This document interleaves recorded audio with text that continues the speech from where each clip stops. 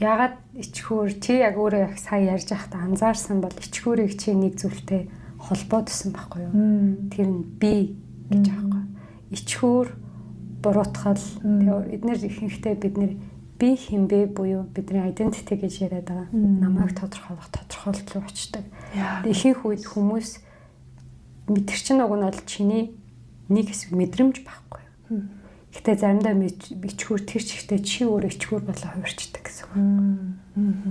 Тэгээ тэр мэдрэмж тэр сэтгэл хөдлөл яг чи тэр чигтээ чи тийм болоод хувирах үед маш том харагдана. Тэгээ чи тэр ичхүүрийг хизээж давж чадах ичхүүр чамаас салахгүй юм шиг. Тэгээ чиний нэг хэсэг бүр ингээд одоо яг чамайг тодорхойлох тодорхойлолт болчиход байгаа байхгүй тий.